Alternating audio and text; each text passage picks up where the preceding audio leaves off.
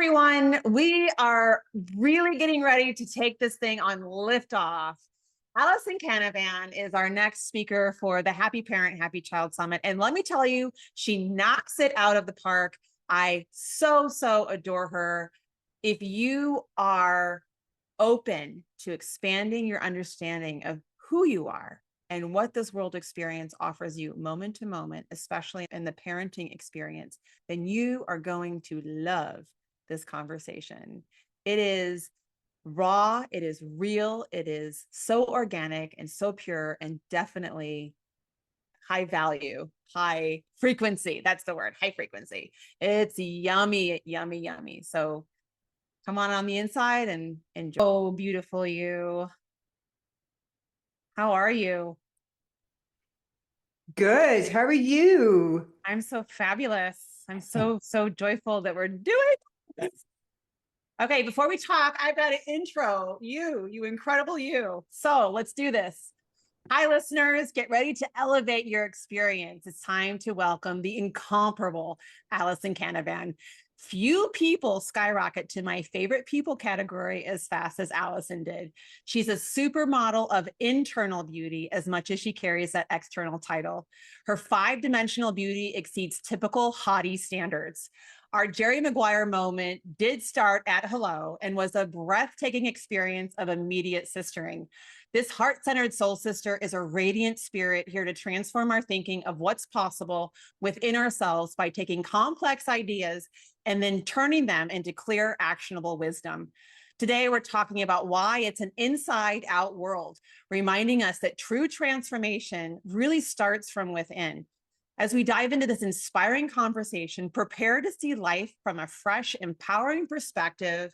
So let's rock this summit and give a thunderous welcome to my one and only soul sister, new fave, Ali Canavan.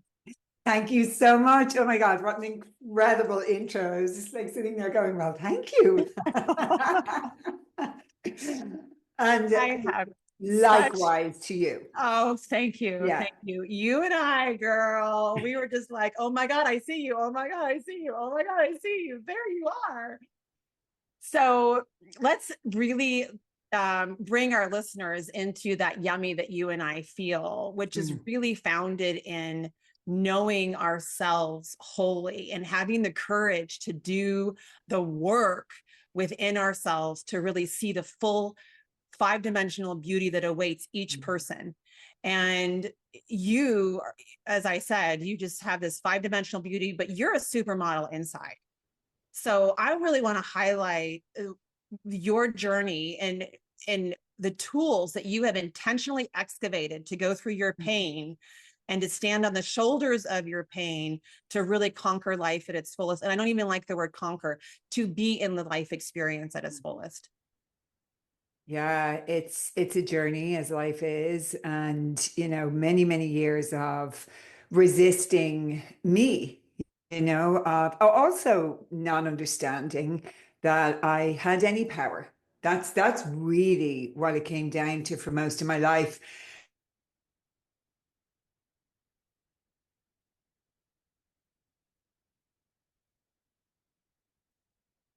Who you become, like what job you have, who you date, the kind of house you live in. Like, I even think back to my childhood, and it's like the schools that you're attending, the area that you live in. When you meet people, they're like, and who are your parents? And what do they do? And how did you get into that school? And so we're constantly getting these messages that our worth and the part that we're playing, this character in this life, is fully and wholly dependent on how people perceive us from the outside. And that's exhausting. Is it? Ugh. Yeah. It's depleting. I mean, it's actually, I think, where a lot of sickness comes from. People are Mm-hmm. so focused on how they're being received by the outside world that we're missing the orchestra.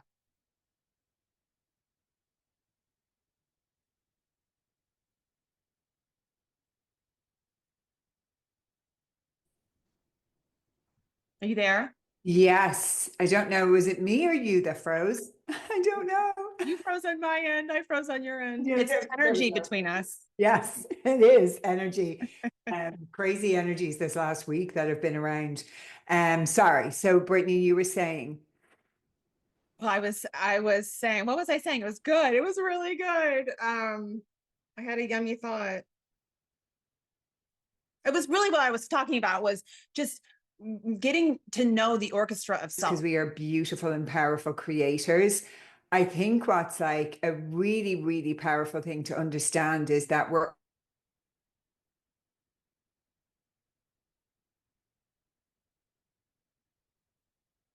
Oh, no, to our own power. Can you hear me? it just keeps bouncing. Hmm. It's a freezing thing. My internet's solid over here. Yeah, so's mine. I've got full. I've got all the bars. All right, well, let's just send energy to this How being strange. like it's all perfect. It's all of service to the greatest and highest good. And you and I are meant to have this Hmm. conversation. So we're gonna have it.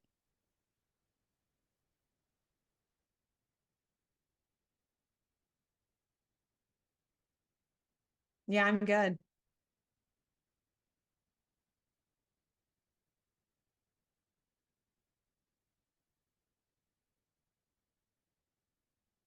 Are we You're back? okay. Let's try that again. Try it again. It's like it's so funny. My internet's full as well. It's not even saying like connection shaky or anything. It's so interesting. So I'm really gonna step onto this energy thing then because I can't wear watches. Oh, I I don't wear watches Yeah, either. I can't wear Yeah, watches. no. They break. I mean, even just little Well, TikTok. I also absolutely would never wear anything that would emit EMF frequencies into No, my physical being because that would be like, I mean, I can't cope with any high frequency energies like that. So I'm always saying to people, I can't sleep with Wi-Fi on, phones, devices. Like my bedroom is completely device free, no electromagnetic energy because it affects my it's body so it. much. I was given an aura ring as a Hmm. gift. I wore it for Oh, 3 days, and my hand went numb. yes. And I'm Yes. like, I can't do this. No. You're so right. We don't talk enough about the impact of having constant EMF Yeah. pulsation on our body, but that is an energy thing, and it is interrupting our energetics. And Yes. back to this technology interrupting is that does happen. It's a very normal thing when you're in a high frequency Yeah. of being. And I'm celebrating that our high frequency energy is going Isn't it interesting that we shifted and jumped to the topic of energy and it's fine? So it's almost like spirit, like, yeah, now you guys are on path. Go, you're fine. Now you're talking about what I wanted to talk about. It's all good. We were supposed to talk about the calamities. So let's do this. Let's dance inside of energy for a little bit Yes. because you and I really speak the same language. What I Mhm. totally adore about you, there's a lot, but you bring it into a great, reachable layman's conversation. And actually, you were the pivot for me of renaming my summit because God, I felt so much. I told you I'm gonna have to hang up and meditate for a little bit because a lot's coming through after you and I had our chit chat. And let's talk to our listeners about that, really understanding ourselves as energetic beings and that we are energy all the time. There is no pause where we are not energy. I mean, I love the fact that we can activate each other. Like when we jumped on a call and we started talking, it was like instant activation, like at the highest level. And I was like on fire for the rest of the day. Like I was high on my own supply. We had the best chat and everything is energy. And this is what I'm always saying to people, like when we are not aware that we're in the command of our own energy, we will just go out into that world and match what we meet. So, what do I mean by this? Well, I mean, I do not want to be going out into that world right now and matching what I meet. I don't know about you. Like, I really don't, because it's not great out there a lot of the time right now. No. So, when we think that we don't have any power, especially over our own energetic field, if we go into a room where everyone's really happy, we're going to come out and go, oh my God, I'm in such great form. If we go into a room where everybody's having a terrible day, we'll come out and go, oh God, I feel so sad. I don't really understand. Well, here's the very simple thing. You're an energy dealer, but you're an energy receiver. But how aware are you of A, what you're putting out into the world? Because that's super important as well. But also what you're allowing into your field, you know? And when people start to get aware of this, it's like, this is the most important work you can do in your life, is to become fluent in the language of your energy. And you speak a different language to every other human being on earth. Nobody speaks the same language of energy at all. Like, what depletes me, what fills me up is very, very different to my sister, my friend, my son. And so when we're looking to other people, and it kind of reminds me of about 3 days ago, I kind of had sunk into a little bit of a rumination kind of energy. And the next minute, I find myself scrolling on Instagram, and I'm noticing my body, and I'm noticing how I'm looking at other people. And then that comparison energy comes in. And I'm like, this is so interesting what we do. We're watching other people thinking that they've got it sorted. They've got their life together. Look at how far along and they are on their path. And I'm like, as soon as we self-abandon, as soon as we take the focus off us, take the attention off, what would I love to create? Where am I going?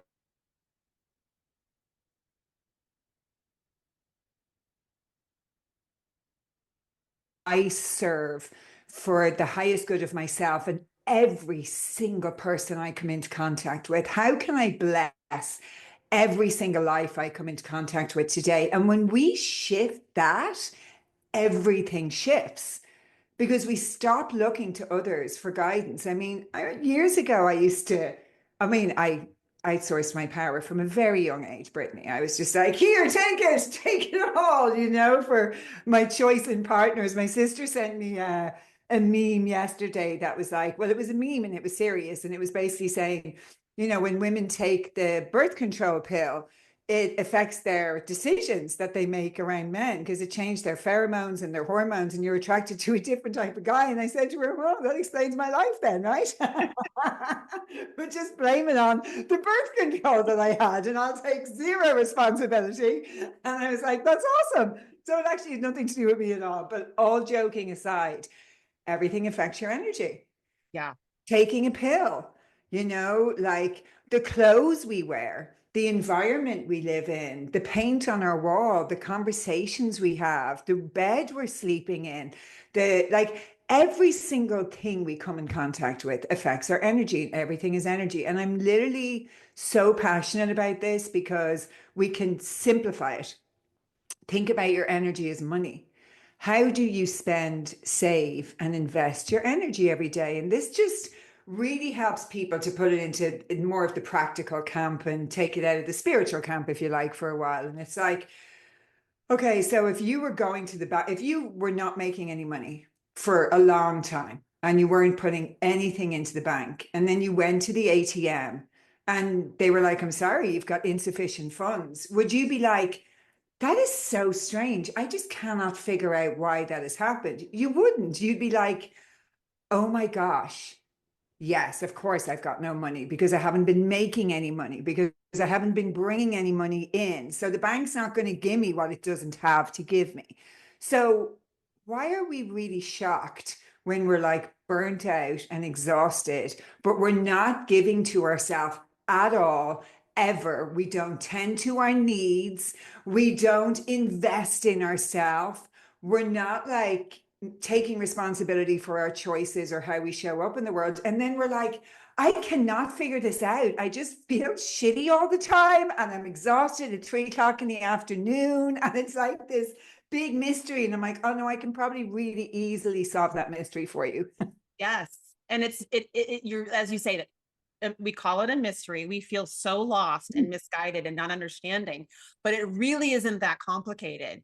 And it No. starts with this internal, this deep level of ownership, and really saying that choice by choice, micro choice by micro choice, I create this this being, this body. I gave a talk last weekend in San Diego, and my whole talk was that you are a sacred sovereign temple. And if you pivoted from I'm a 3D meat suit in this world that I get to choose my clothes and my hair and blah, if you pivoted from that to I am a sacred sovereign temple, it completely adjusts the framework from which you are operating from. It's a whole new processing system. And if you are a sacred sovereign temple, it adjusts how you see, the eyes through which you see your world out there. It adjusts how you talk to your external environment. It adjusts how you talk to your internal environment. It adjusts the food you put in your mouth, the exercise you give it. As you're saying, if you just flip the foundational point of reference from, hey, life is just hard and I'm getting by, whatever that internal dialogue is, to I am a sacred sovereign temple. I am a reflection of the divine. I am created from that which I cannot possibly fathom the fullness of. And if you just step into the magnanimity of that thought, then it shifts how you totally show up within yourself. I mean, we would never go to a temple and spit on it. I mean, some people who've really, have the blinders on do, but we would never go to a sacred site where we brought our homage to it and swear at it and yell at it and put it down. We would never do that. And yet we find that so easy, that flow of discounting so easy within ourselves. And this is the stuff that schools need to be talking about. Yeah. This is the stuff where the education needs to be, you are a sacred site. You are a sacred site. How do you honor the sacred site of you? And what does that look like? And I think it looks like, first of all, it's interesting. I don't know why today I'm saying somebody sent me a post, somebody sent me a meme, but in one of my groups that I'm in, somebody posted that in Montana or something, there was some bill about to be passed about, sovereignty. And I'm like, oh man, you were born sovereign. Stop waiting on permission from the government to give you what God gave you. Like, this is the biggest problem. And this is where we work from the outside in. It's like people waiting for something outside of them to give them permission to live the way that they want to live the way that actually their birthright says that they can live. It's like somebody else said to me the other day something about medical freedom. I'm like, you have medical freedom. Who are you waiting for permission from? What part of you believes that you don't have medical freedom? Which I think is really interesting. It opens up a wider conversation. And it's like somewhere along the line, they got the message that they had to do what they were told, right? Like, I went to a convent when I was younger. If you didn't do what you were told, there were severe and serious consequences. There were physical punishment. You got shamed, you got humiliated, the real kind of, the power that the Catholic Church just shows you that they really didn't feel like they had any power, because any power that they wielded was all threat and abuse. And so growing up in that environment was the greatest initiation that you could ever wish for. Like, every single thing that happens to us is for us. And I just look at my journey, and we can't lean into our gifts without understanding what the shadow side, what the opposite of that is. Like, I was in a Catholic school. I remember saying to one of the nuns, she was so mean. And I remember putting up my hand. And even though I was quite shy as a child, I was a really deep thinker always. Like, I was always thinking about the meaning of life, and like my brain would just go off into all these areas. And I remember putting up my hand, I think I was 7. And I was like, so God is good. And she said, yeah. And I went, okay. So why does everyone that works for God, why are they really mean? I was like, mic drop. I got kicked out of the class. I got hit. My parents got called up to the school. It was like, it was a pretty true reflection of what I was seeing. The nuns used to hit everyone all the time. You weren't allowed to go to the bathroom. Everybody used to wet their pants. Like, everyone was terrified. There was like severe punishments for everything. So I, in my innocence, was like, this is so strange that everyone that works for this God is not nice. But yet he's nice, but all the people that work for him are not nice. I was like so confused. That was for me. I went to a Catholic school, and actually I really feel as though that I love me some Jesus. He's, Mm. we talk. I had out of body experiences when I was a little girl before I had any coding of this happened, this is real, this isn't real. And like, you can, nothing in this 3D human experience would ever take that reality away from me, because it was 4 years old. I mean, it was real and and I learned later that people don't have, that's not normal. Mm. And when I was in uh, second grade, we had to write about our heroes at Catholic school. We had to write about our heroes, and I wrote about JC. Like, why wouldn't I? And I had like the visions of the Christmas Story when he writes about his Red Ryder BB gun, and she's going to go paint the walls with A plus. I thought, people are going to learn about my boy. And I was all excited, and everybody was supposed to read. And the day came, and the action shifted, and she just picked on people, called people to read. And I didn't get called to read. I'm a Catholic school, for crying out loud. And then she sent everybody to the playground and asked me to stay behind. I thought, okay, now's my chance. Now it's going to happen.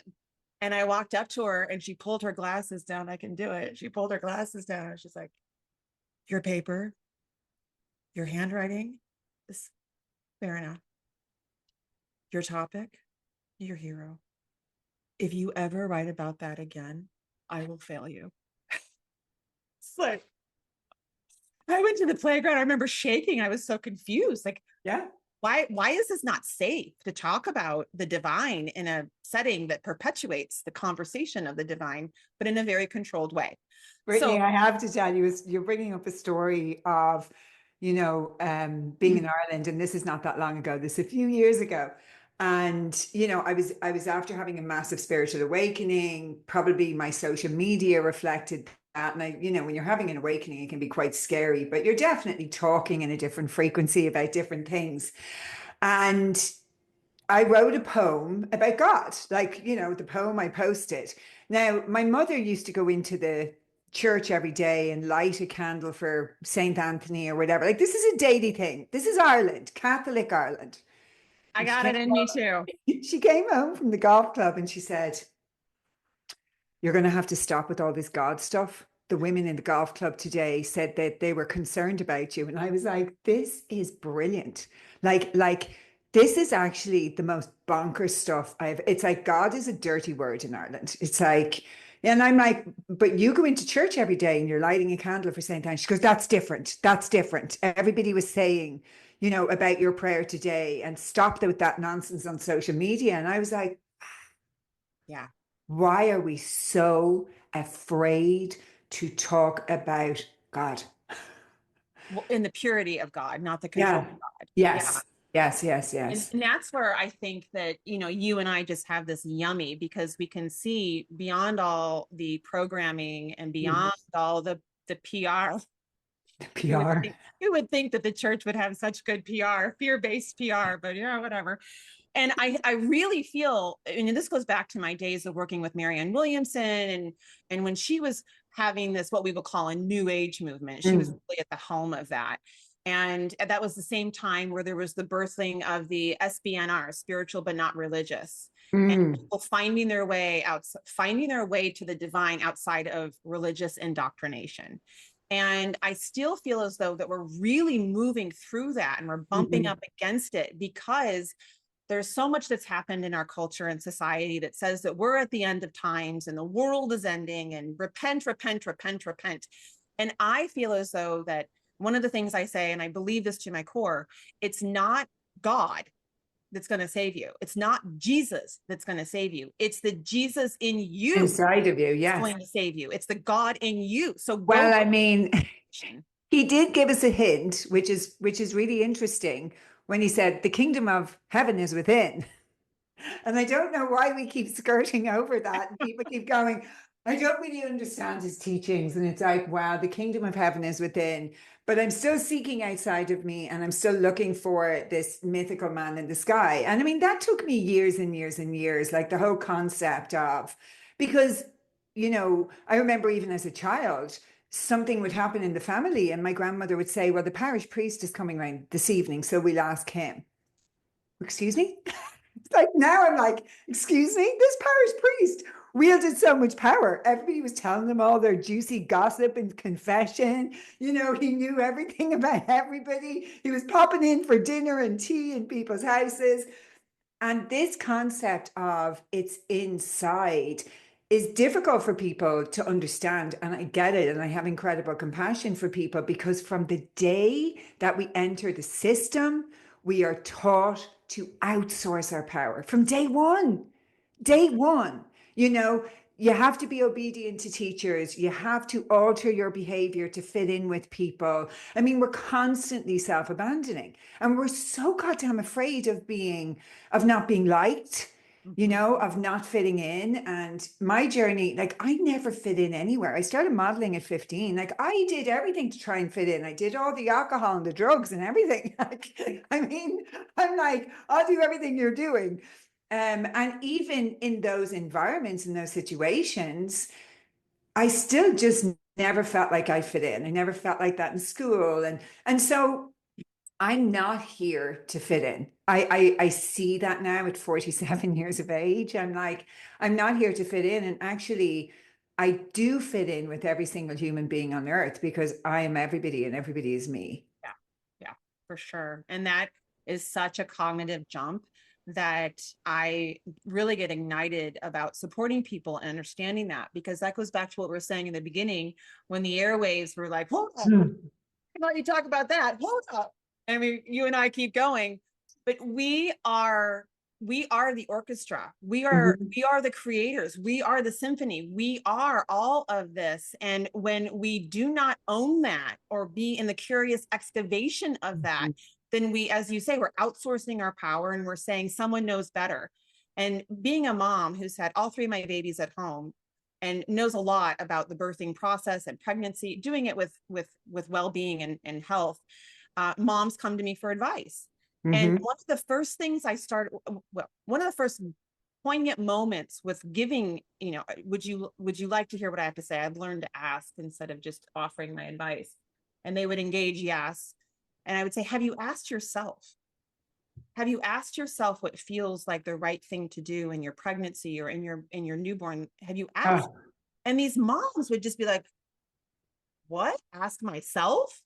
And it was this moment of how much we are cut off from our yes. internal conversation that moms, do you know that when you're breastfeeding a baby, I mean, I could go on at lengths about this, but one of the most poignant moments for me was when I breastfed my baby. I was very natural for me to stroke the top of my baby's head. It was just like, it just, oh baby, there you are, I love you, you're a beautiful thing, have some more, manna for life. And I'm in this yummy cocoon. And I learned that there is actually, I believe it's a Harvard study, one of the smarty pants universities found that when they stroked the tops of mice's brains with a brush, their gray matter grew. Wow. So we have this intuitive knowing Hmm. actually is about building the brain of the baby. Yeah. And we just know. No one needs to go tell us that, but we have so severed that internal connection. And when people have that severed connection, and we're seeing it on a mass scale, when you have a severed internal connection, you are Mhm. so much more controllable. You're way more likely to be crazy. And then we can put categories on it, like, and not to say that there aren't these valid categories of psychosis and narcissism and abuse, but that all stems from a deep, I know you just lit Oh, up. don't I just get me watched you. started. I just watched you take a deep breath. I'm like the pathologizing from the mental health industry of being a human being. My biggest bugbear because I was medicated at 15 for decades. I presented to the doctor at anxiety, at depression, medication, medication, medication, then medication for side effects of medication. And God forbid someone would ask me, why are you sad? Yeah, Why are girl. you nervous? Yeah. What's going on with you? What's going on in your life? No, I mean, it's hilarious that we live in a world where we have this industrial complex that makes billions out of human beings in telling them that 50% of them they have to get rid of. 50% of them. Anything that's negative, difficult, uncomfortable. Well, if you can't get rid of that emotion, you also can't have that emotion. That's bad, right? Because you have to be happy. And so if you can't be happy by yourself, well, then you're going to have to medicate the emotion away. And I always say to people, where do we think when we take these magic pills that the emotions are going? Do you think they're just like, all right, that's me packing my bags and leaving now and going back to where I came from? All that happens, yeah. It's like, bye. And so the medication for me suppressed. Certain stages in my life, the suicide ideation got more and more intense. Probably it says it on every single pack. When I came to America, the most mind-blowing thing, my 9-year-old son was like looking at the TV going, like he couldn't believe there was an ad for medication. And at the end of every single ad, they're like, this could cause a gazillion different health problems, suicidal ideation, and possibly death. That's at the end of every single ad for the medication. And because everybody has been so brainwashed and normalized and exposed to this, it's like, we used to have ads for cigarettes too. It's just, I'm sober 10 years. I said 10 years ago, in 10 years, alcohol would be like cigarettes. I was a little bit ahead of myself. Probably in another 10 years, I do foresee alcohol being like cigarettes, because I think we're vibrating it out of our consciousness. I don't think it's an alcoholic conversation. I think it's a spiritual consciousness awakening conversation. But when it comes to mental health, I have sat on boards of mental health charities, on hospitals. I have worked in this space for decades, and I have watched people be so disempowered and being told that like how they're feeling is not valid. We live in a world where people are afraid to feel. What would happen if we allowed people to have emotions? What would happen then? I also think that a lot of the time when people present with a lot of mental health issues, that they're waking up. They're having a spontaneous spiritual awakening, which, by the way, is absolutely goddamn terrifying. They're having that with no support structure, No support. and knowing where to go. No. And so I'm understand people are at different stages of their path. I understand, like I work with people every day. I have a client right now whose child had to go in and get support and help. Like I don't live in this fantasy world where I think like everybody can figure stuff out for themselves. But I do think we need to be very, very careful of sending the message to our young people that if you feel sad, if you feel disconnected, if you feel lonely, that there is something wrong with you. And I think we need to flip the script to there's something inside of you trying to bring your attention to an emotion that's trying to tell you about where you are in your path. And it's actually trying to guide you on your path. Like all emotions are just guidance systems. And like talk about energy, like emotions are just energy in motion. Exactly. Like, that's it. Exactly. They're energy. There are guideposts. Yeah. I say to my children, it's okay to feel frustrated. It's okay to feel angry. It's how you process through that we're in the learning stages of. And so, or when you're tired, my son, when he's tired, batting the hatches. And so I'm teaching him, tired's great. You need to say, I'm tired, I need a nap, I need to self-regulate, but you don't get to throw things well, you do. Go ahead and do it and just see how the world responds, because everybody has a choice as to whether or not they want to be around you. So you do you, boo, and watch the evidence that plays out from that. And, I don't, with my children, I say, exactly, energy and motion. And how does that feel in your body? What you're feeling right now, tell me what you're feeling in your body, and get them really in tune with the opportunity that the pivot is within them. And emotions last no more than 90 seconds. So, and there's for the science people, I'm always like social media people, like, I'm sorry, what are you an expert in? 90 seconds. If we can now holding that space for yourself for 90 seconds when you're having an uncomfortable emotion can feel like 90 years. People go, oh, only 90 seconds. I'm like, hold grief, hold sadness, hold disappointment, hold rejection, hold abandonment, hold that for 90 seconds. And it's quite a mean feat without distracting yourself. Emotions don't want to stay stuck in your body. They want to move through. And also, it's natural to grieve if you've lost someone you love. it's natural to be angry if something has happened to you. So it's also like reframing, like, I'm going to be sad if I get really sad news today.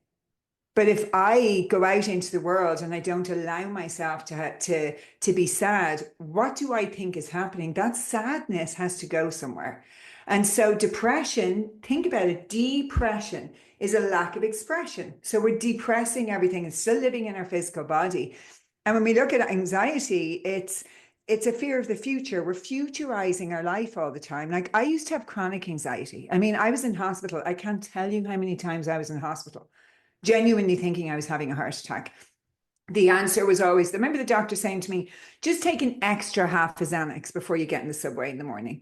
Okay. And I used to think that that was the answer. And so when the pills weren't working anymore, when the alcohol and the drugs weren't working, because I've never seen a story where we use outside sources to sustain energy or help ourselves, where it has a happy ending, right? Like it works in our teens and it works in our 20s. And, I used to be able to show up to work, like take a tablet the doctor gave me in the morning to wake up, take a Valium to go to sleep at night. I was fully resourced and supported by my agency and by the best doctors in the industry to keep producing for them, right? Fashion week, doesn't matter if you're up at 3 a.m, we'll give you whatever you need to keep you going. Right. So rinse, repeat, go out, just do, rinse, repeat until your body says, no more. And that's what people don't understand. The dis-ease that they experience in their 30s, 40s, and 50s is a culmination of the life they've been living up until that point. People don't really get that. They're like, but I've built all these companies and I'm the CEO of this company and this is the way I've always done things and it's always worked for me. And I'm like, yeah, but you've been like, if your body is the engine of a car, you've been literally burning the engine out. You've had your foot on the gas pedal and the brake the same time the whole way through. And now your body is saying you don't get to do this anymore. So relaxation is the foundation of energy management. How many people do you know that you would walk away from them and saying, God, they're such a relaxed person? They're so relaxed, they have such a relaxed attitude to life.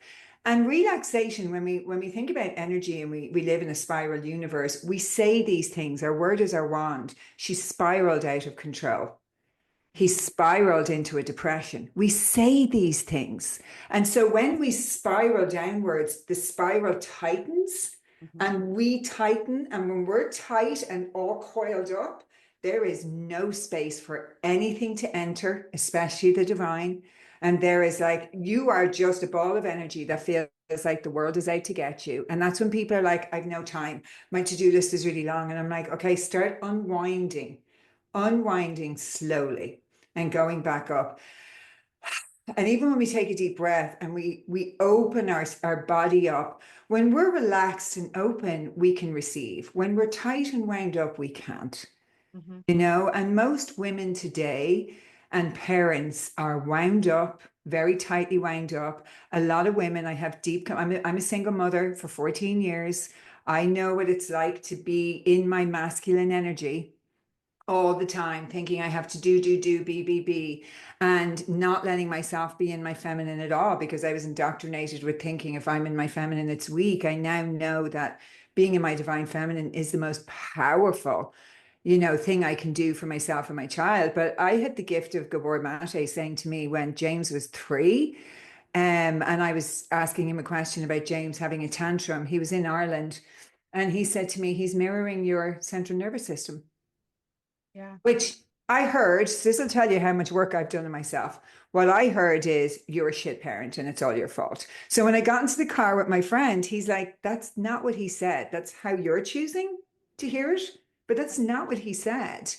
He's literally saying, turn it around and ask yourself, how am I doing right now? Because the mother generally, not always, there's no absolutes, but in a household, the mother generally maintains or holds the nervous system for the household. So if the mother is overwhelmed and stressed, everybody's mirroring and picking up her nervous system in the house. Well, I'm going to jump on that because you went there. So I'm going to Mm. go there with you.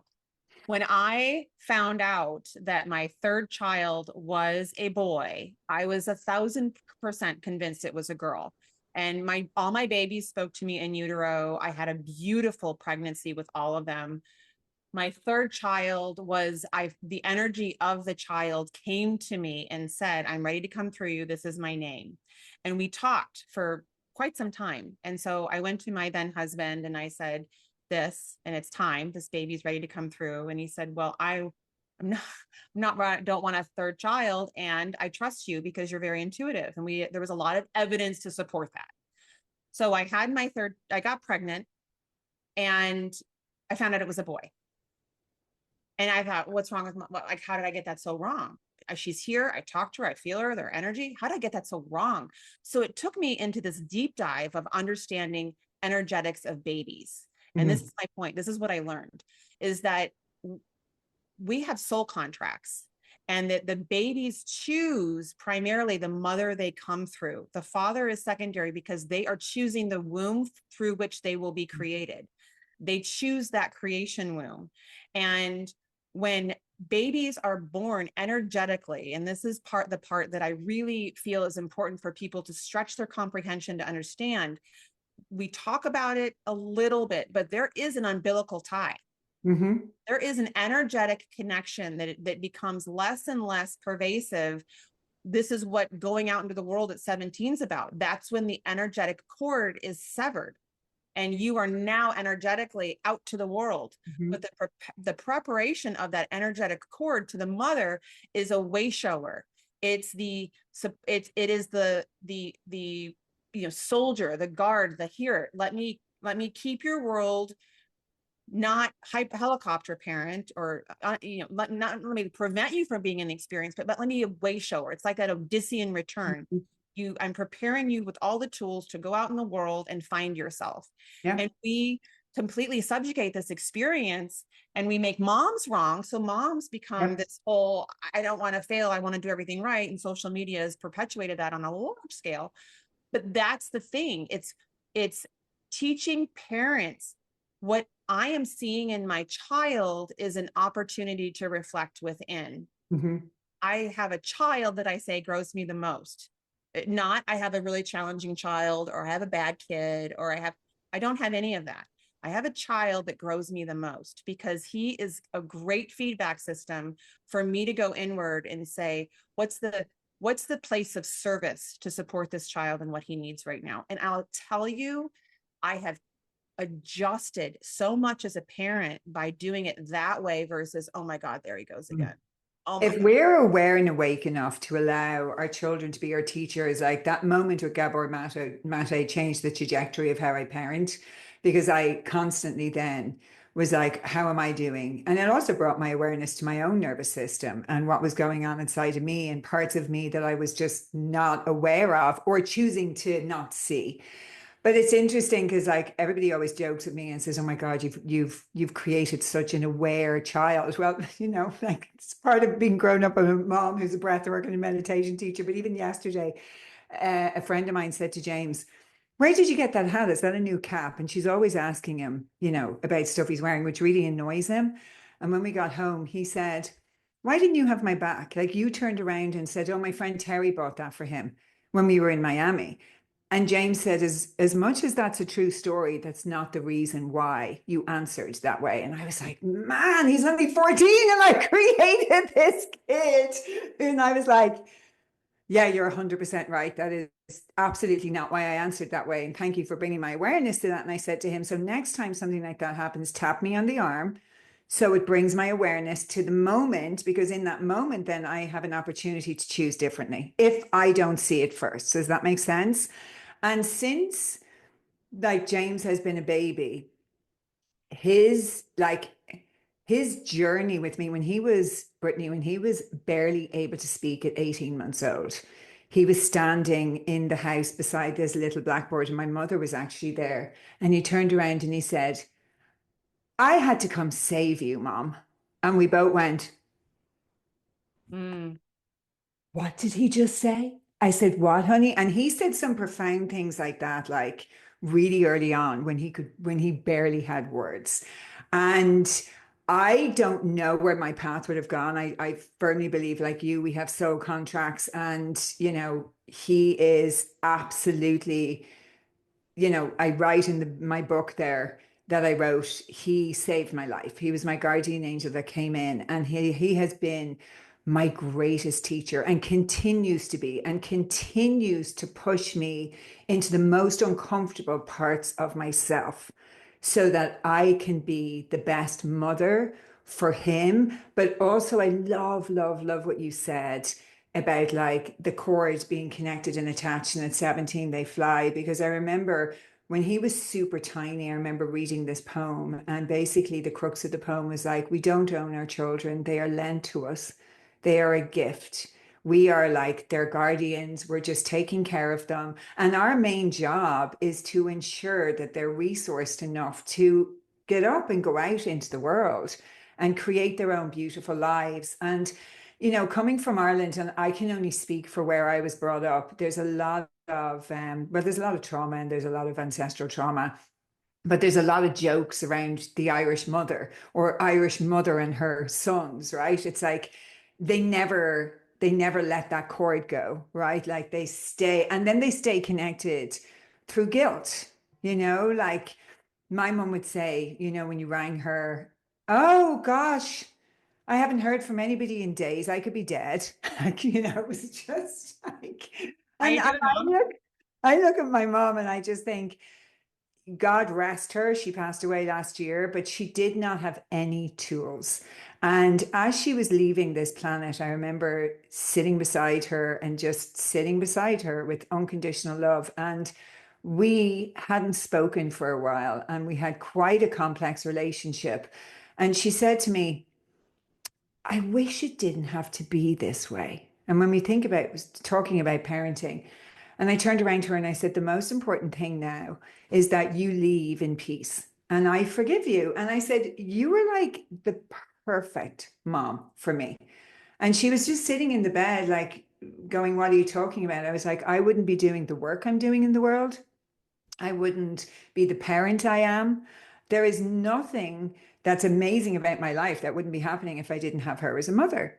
She pushed me into those places. She I challenged.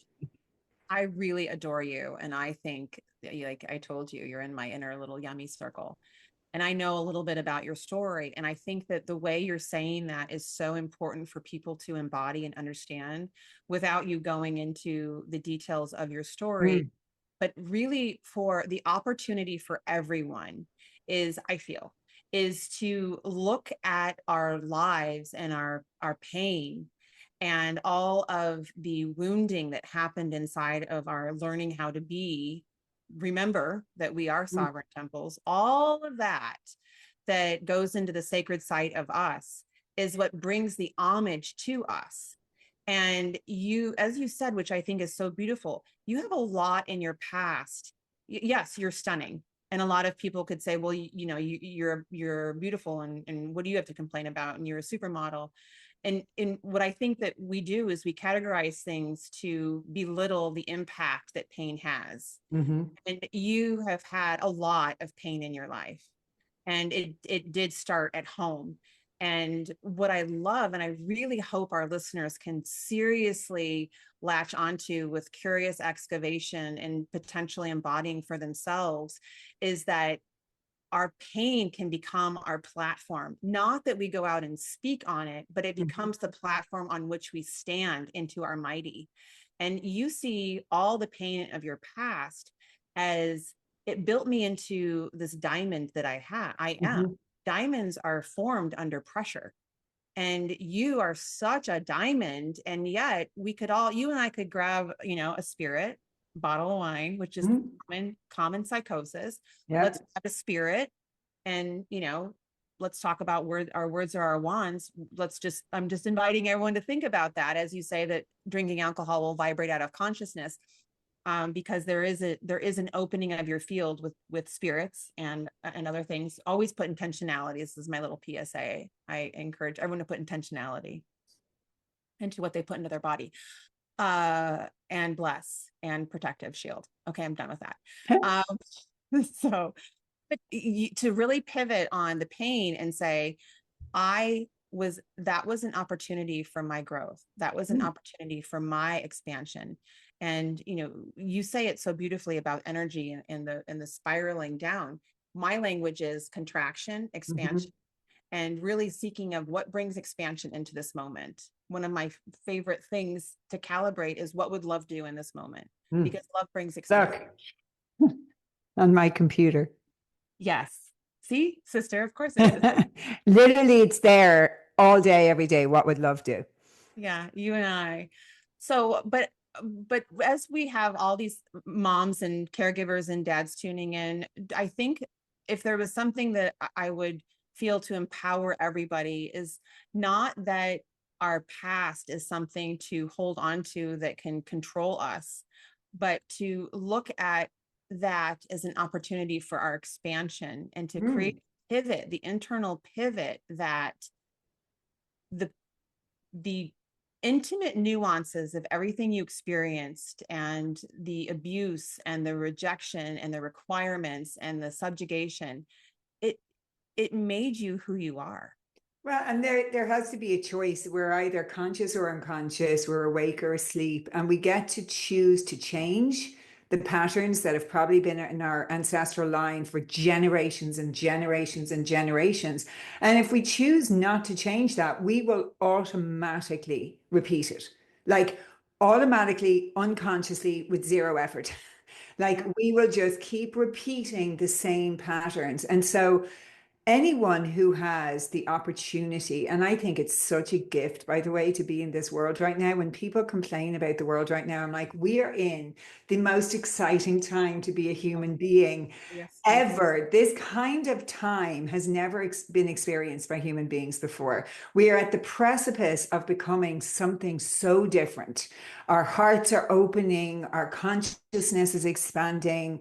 We are leveling up as human beings if we choose to see it that way. And the thing about it is that, we are in this beautiful inner battle between fear and love, right? So the inner world reflects the outer world. But as parents, we get to choose differently for our kids and our families. Is that going to be an interesting journey? Yeah. Can it be a wild ride sometimes? Absolutely. Are we going to do it perfectly? Hell no. We're going to mess our kids up a little bit less than we were messed up. That's the intention, right? Because we came here to have a human experience. And the most important part for me, is looking at what I didn't get. So my parents never communicated to me about emotions. They never spoke to me about what was going on. And so the biggest challenge for me as a parent actually has been to own my own stuff, like to sit down with James when I've raised my voice or said something or, not been at my best, is to sit down and chat to him about it and say, I'm sorry, blah, blah, blah. How does it make you feel? And I have witnessed myself in those moments, and they are so uncomfortable that there are times where I'd rather have done anything but have that conversation. That's how you know it's important. You know it's important when you're able to sit down and actually give him permission to speak his truth to me. And when you give someone permission to speak their truth to you, what comes back is most of the time not going to be something you want to hear. That's the work. Like, I find that really difficult when he voices now as a 14-year-old how something I did or said makes him feel. Because immediately in my body, I'm like, I want to go into the defensive, but I didn't mean to. And, or you annoyed me, or well, then you shouldn't do this. And it's, can I hold that level of integrity in myself to go inwards and say, what part did I play in this? How can I go a little bit deeper? Like, this is the level of work that I think it takes for us. Every single relationship that comes into our life is mirroring back to us something that we have to work on. If we choose to see it that way. Somebody that, stops in the supermarket, every single relationship. And so if we can see that what's being mirrored back to us is just another aspect of us, we're actually always just working with us and us, right? In relationship. Yeah, It's Me and me all the time. You know, when I'm triggered, it's an unhealed part of myself. It's an opportunity to enter. I always say, oh, there's an opportunity to enter. Now, the courage to enter, there's your choice point. Yeah. Because we always have this moment of opportunity where we can just go back to the way things were and go back to our old ways of being, or we choose to enter through that. And the level of expansion and growth out the other side of that, like when you mentioned contraction, the first thing I think about, what do women experience before they give birth? Contractions, Mhm. right?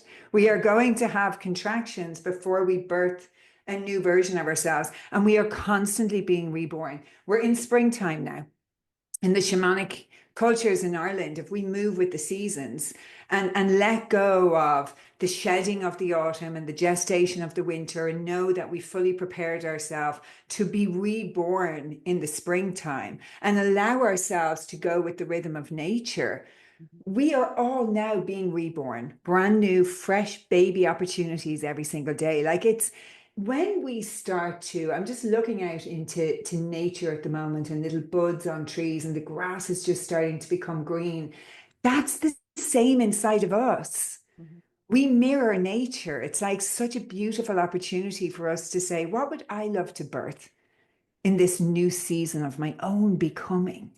Wow, like what a cool way to look at the world, instead of thinking, oh my God, I've so much to do. I'm such a terrible person. You know, I'm always messing this up. Like if we can start to catch ourselves with our negative narrative and how we beat up on ourselves and start to show up. Children don't do what they're told. They copy what they see. Yes. But I want, okay, so I need to like get the notepad of my brain out to this, because I really feel that this is such an important, critical right now conversation. It's the conversation is becoming more and more prevalent.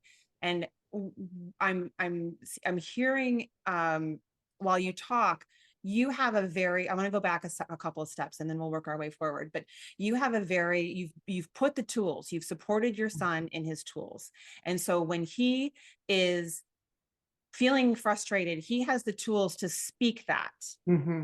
And yes, it does take courage for a parent, because we do have this old lineage mindset of don't, children are seen and not heard. Not heard. And I don't make mistakes, you make mistakes. Yeah. And so it's a real pivot in understanding and in relationship, which is what we're starving for. We're starving for connection, and the greatest place to build connection and the opportunity for the greatest despair is inside the family container, the sacred family container. It's intimacy, it's knowing, it's day in, day out. It's a valuable place to start nurturing and honoring.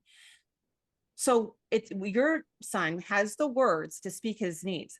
What I feel is very important for parents to understand is that when you hear your child say, "You're stupid, I hate you, I want to be in another family, I don't want to be around here." When you hear your child say that, it is a cry for help. Mm-hmm. Nonviolent communication, and we're talking about that in the summit. Nonviolent communication says that all unmet needs are a cry for help. Yeah.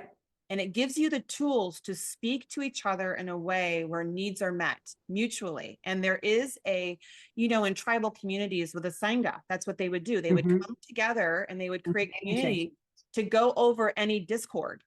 And it was, and then let's even add on to that, which is really important. Then on top of that, every behavior is meeting a need. So that kind of adds on to that as well. So when you look at like the behaviors that like we try and shame kids out of, like especially if they're negative behaviors, like my addiction was meeting a need inside of me, right? It was resolving something that I had no other tools for in the moment. And I do think that we're at this really important moment where we have to stop taking things personally. Get out of your own way. When your kid is expressing to you, I hate you, I don't want to live here anymore, stop taking it personally.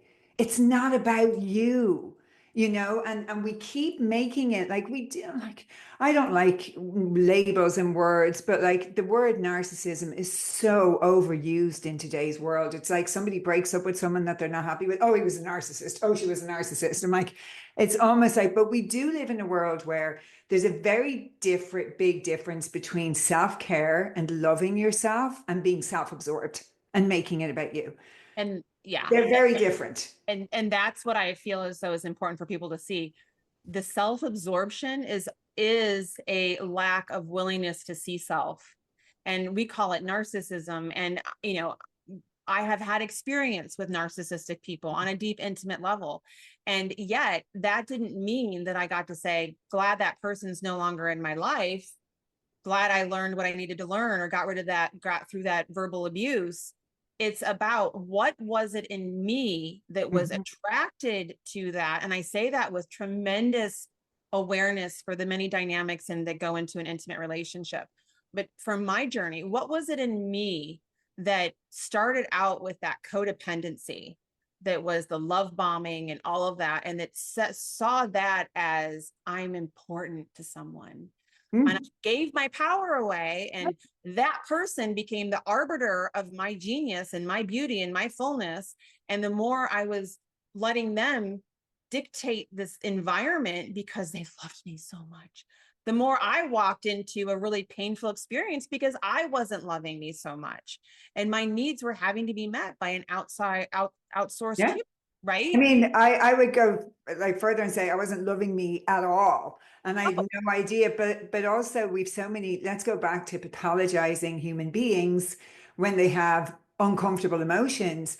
Like, and then let's move into the self-love industry, where the self-love industry is all about loving you, but the good parts of you.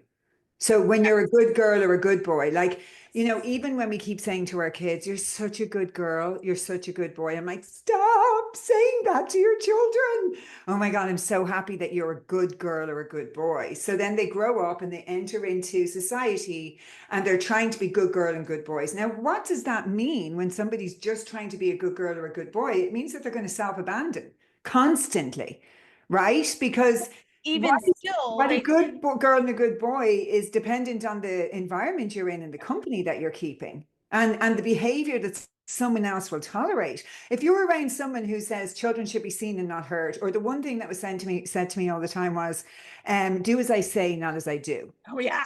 I mean, what a way to disconnect you from your internal guidance system at a really, really young age. Is it any wonder that people can't follow their intuition and they don't trust themselves?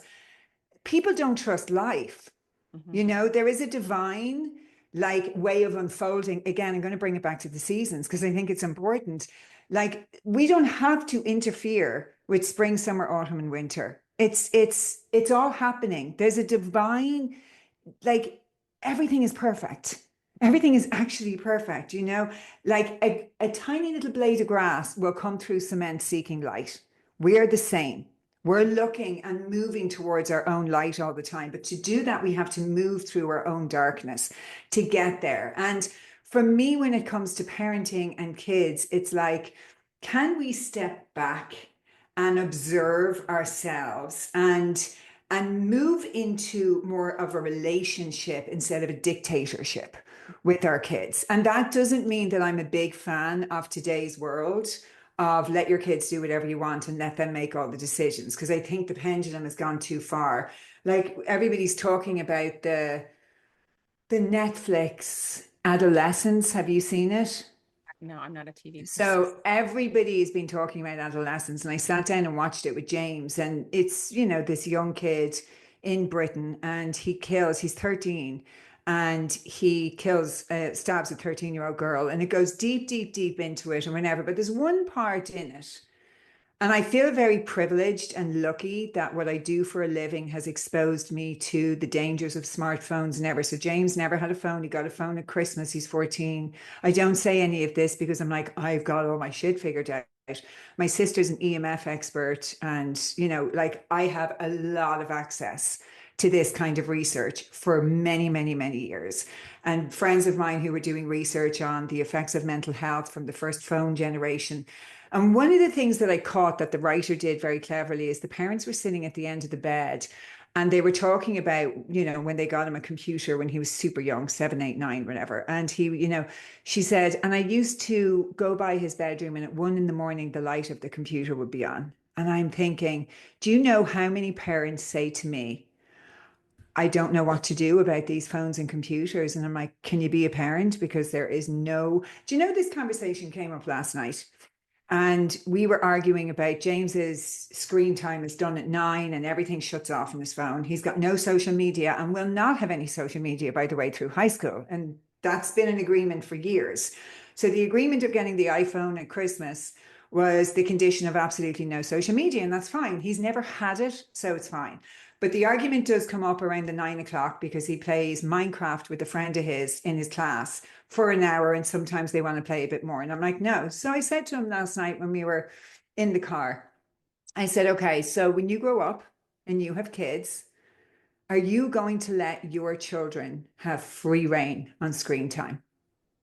And he's like, well, no, that would be ridiculous. I'm like, okay, so what would you think? What would you allow your kid to do? And he goes, I would let my kids have screen time till 10:30, 11. I said, really? You would let your kid have screen time till 10:30, 11 every single night before they went to school? And he goes, well, no, not every single night, just on special occasions. But this is how we can teach them, right? Because he's answering it for himself. And by the end of the conversation, he was like, yeah, no, I actually wouldn't let my kids have screen time and I would probably be really strict with them. But I'm not telling him, Right. I'm letting him work through it himself. Does that make Right. sense? Right. Like, Right. put yourself like when you grow up and you're a dad and you've got maybe, let's put a scenario where you've got 3 kids. Are you going to allow all your kids just to be on their computers and up all night? And he's like, well, no, actually, I won't. And he's so then it's like Yeah. conversation over.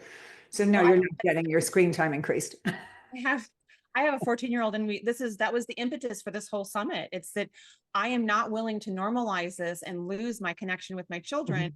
And because I homeschool them, I get that I need to be connected to the outside world. Well, I'm not keeping you in a bubble, go meet people, go outside, go play basketball. And so there's so much of I need this. And I hear this from so many parents that I need this. And what I have the same thing, which I think is so important for our listeners to get, is that when you empower a child to answer the question and to be in the embodiment of what feels true to them, they very typically make a good decision, especially if you're laying that foundation. One thing I say to my kids, and I want to touch on this because it's important to touch on this because our language is so important. We're always creating with our words. And when you say a good girl or a good boy, it also, I feel, deeply integrates a psychology that no matter what I do, I'm good. Mm. And you But don't. also anything that comes up in our field that's not in our good category, we will suppress, repress, and push away, causing pathology and mental Yes. health issues Yes. and everything. So one of the things I say to my children is, I really love who you're choosing to be right now. Mm. I really love the choices that you are making about your life. And I so support the way that you are choosing to shine, because it's important for me to know that choice by choice, they are forming themselves. Mhm. And I feel deeply that I was focused on being the good girl. I was focused on everybody liking me and doing the right thing. And it's taken me on this wild ride that when I don't know if I want to come back in this life. I think I want to go be a blue person for a while or something. Should choose to reincarnate as a human. I'm always like, I'm not coming back. So whatever lessons you've got, let's go. Bring it on, because this is it. I want to go. Yeah, I want to go think a thought and have it appear. I want to go do 5D for a while. But I do with parenting and having the courage to be in the conversation with our children. And I will say to my kids, my response did not I was very frustrated in the moment, and I gave a response that did not meet the experience. And so let's go back to that for a second. And can we all be present to go back to that?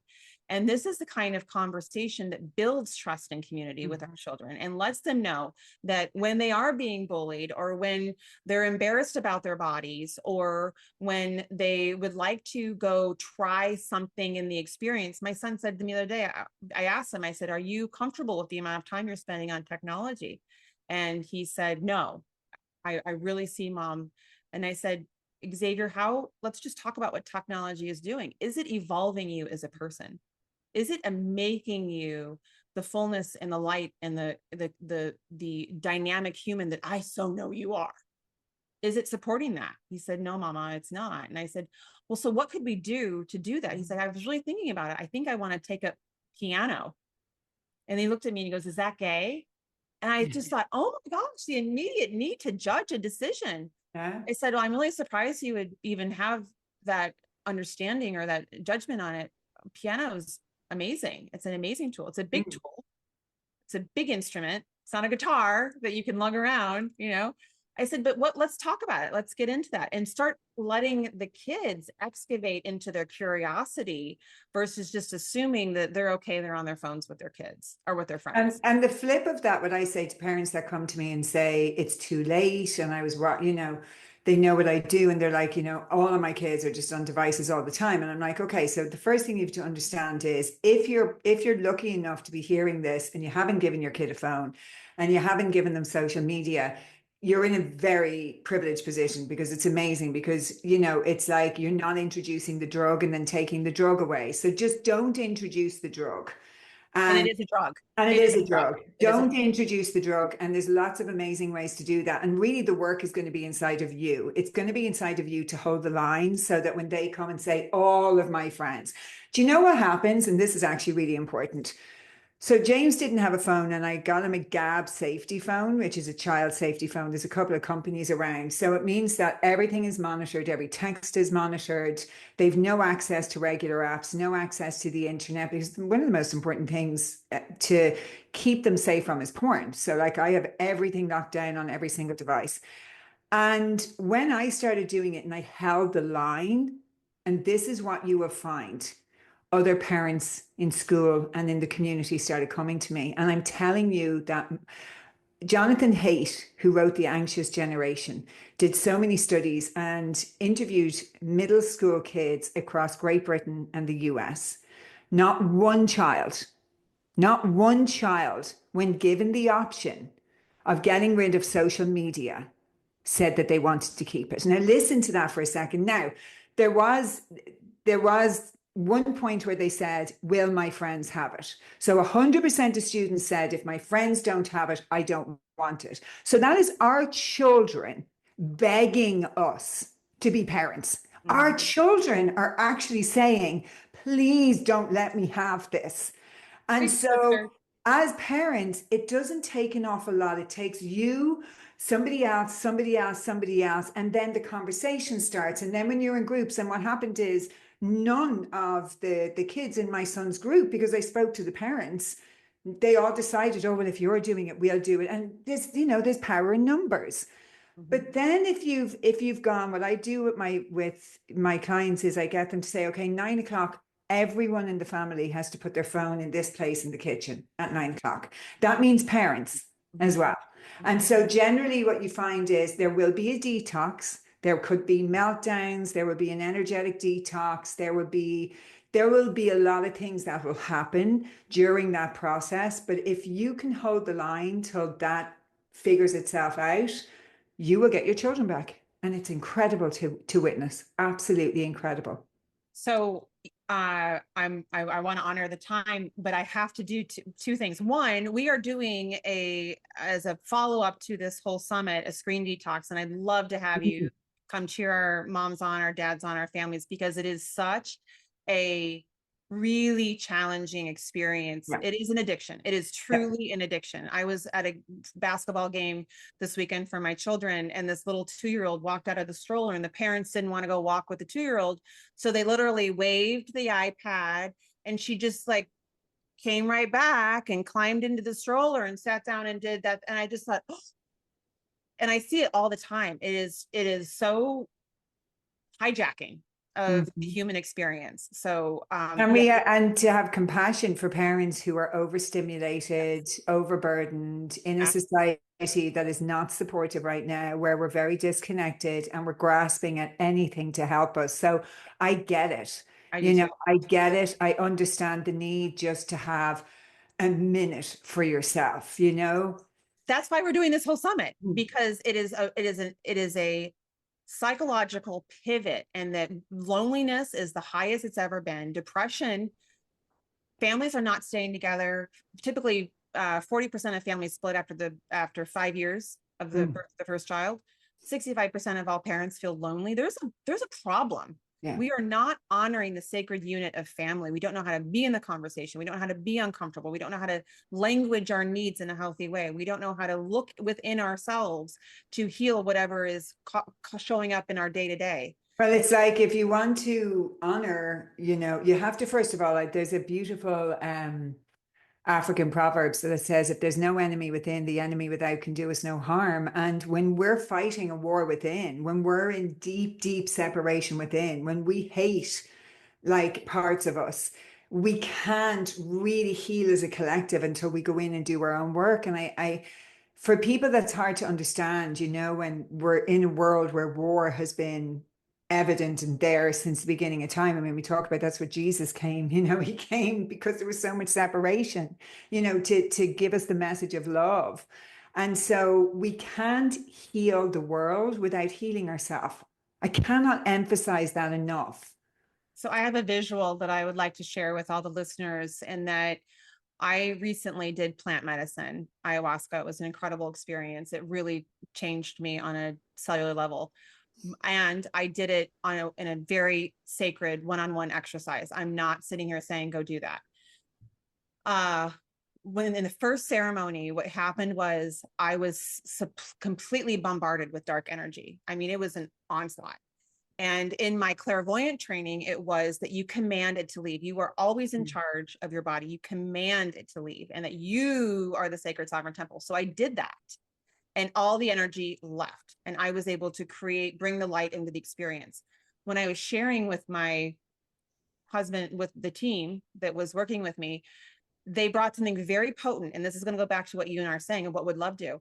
They said, if everything is love, then all of that is just love that hasn't met itself. Yep. And so it changed my next experience when dark forces came in, because I sat there in my Buddha light. I sat there in full embodiment of light. And I just said, I love you. I love you. I love you. And the energy completely shifted from flying off with its armor and its power. It shifted from that to this cowering energy that was just like, I'm not getting attention over there. I have to go this way now. And it was such a moment of transition of perception for me, where I knew and had that full body experience that commanding is important. There's value in protecting and proclaiming our safety. Yep. And when you embody love, you are double downing on that protection. When you say, I am love and I see the love that is out there. So this is my pivot, my beautiful soul sister, is before I let you go. When parents or caretakers are in the experience of parenting, one of the greatest tools that I have is, well, I'm going to say this in tandem because they go together, is taking a deep breath and resetting, and also my meditation, sitting in silence. And we are so used to being entertained all the time that I don't know that people know how to be with the silence of themselves. Mm-hmm. And this is where I would love you to just impart some wisdom on everybody on the value of having the deep breath, as you say, a breath worker, and the importance of meditation. Meditation is not for the sole purpose of making us happy. I do conferences all the time, and this is like it's just how things get lost in translation. So your greatest teacher is you, okay? And so there's 3 S's: stillness, space, and silence. And there is no guru or book or YouTube video or anything out there that will ever come close to those 3: stillness, space, and silence. And so meditation is about getting to know yourself and observing yourself right now in the moment exactly how you are, not wishing yourself to be any different than as you are, and learning to love the life you're in, love the body you're in, love the experience you're in. But you are the most important relationship that you will ever work on. You're actually the only constant in your life from birth to death. And let me put this into perspective. You will be born into a family, be reared into a family, leave, potentially meet someone, have your own family. But if not, you will meet other friend groups. You might move country. You'll have various different jobs. Think of how many relationships have come and gone. Think of people that were in your life when you were 12 and 13 that everything was like the end of the world if you weren't with them all the time, and now you can barely remember their name and they're no longer a part of your journey. You are the only constant, and you can absolutely have people that love you if you don't love you. That's really important to say, because I think that's important for people. You can have so many people that can love on you even if you don't like yourself. But the thing about it is that you can only give people what you have given you. You can only love and meet other people to the depth that you've met yourself. Does that make sense? 100%. Because it's like, I think we have this, super quick. I brought someone back into my life recently. It's been a long kind of 20-year kind of dance that we've been doing. And it has been the most magical experience for me, because I rang a friend of mine and I said, I think my heart is breaking. And she's such a gorgeous, beautiful soul. And she said, your heart's not breaking. Your heart's cracking wide open. And your job in this moment is, can you have the courage to be with your heart and navigate this journey and this level of frequency and energy that's moving through you? And it was the most beautiful advice I've ever gotten, because he came in to help me up level and show me my worth, right? And helped me to see what I would love in my life, in every aspect of my life. The interaction and the journey was not comfortable at all. Actually, it was actually very uncomfortable. But I see now, we can only look at the dots looking backwards, as Steve Jobs said. I can see now how important him coming in to help me alchemize the parts of myself that I haven't had the courage to be with, those darker parts of myself, the parts of me that I wasn't loving, the parts of me that I wasn't willing to be with, and giving me an opportunity to love myself on a much deeper level. So your breath is the greatest tool we have. It's the most underutilized tool we have. It's free and available all the time.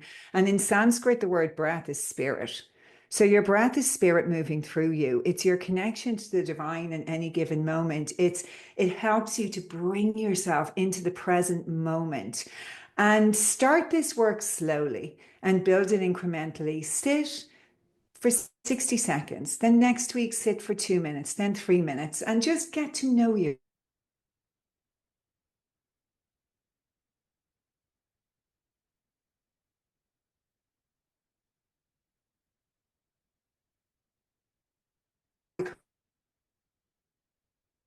You feel like a tsunami. But I always say to people, whether it's a big wave or a small wave or a tsunami, every single wave comes to shore. Mm. Every single wave comes to shore. So just ride the wave.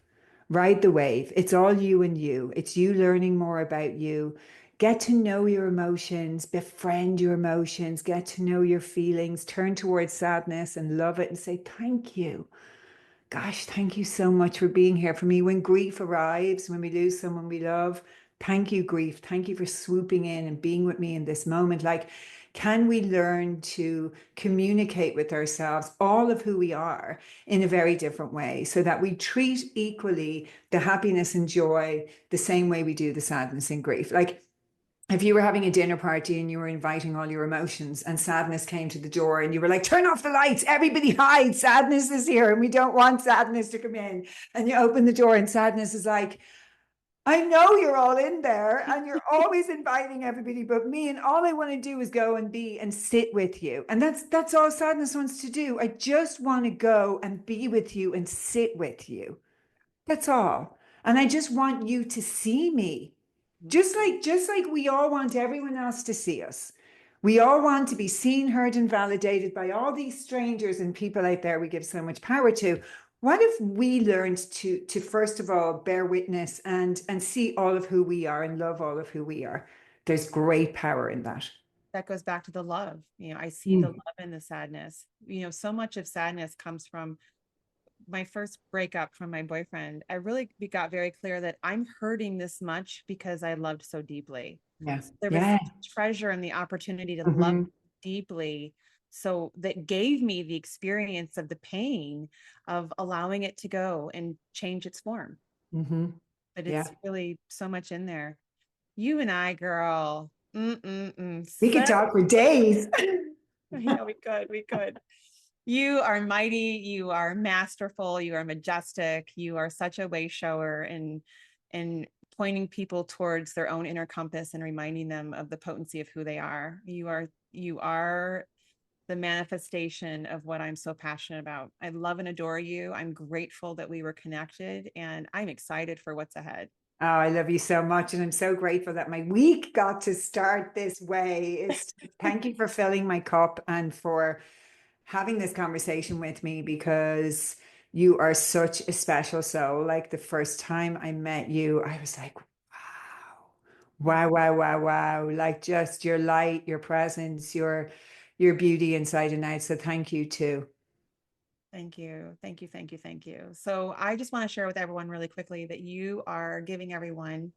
I'm so honored by you. I'm just going to let that sit for a second. Thank you. Thank you for seeing me and my heart.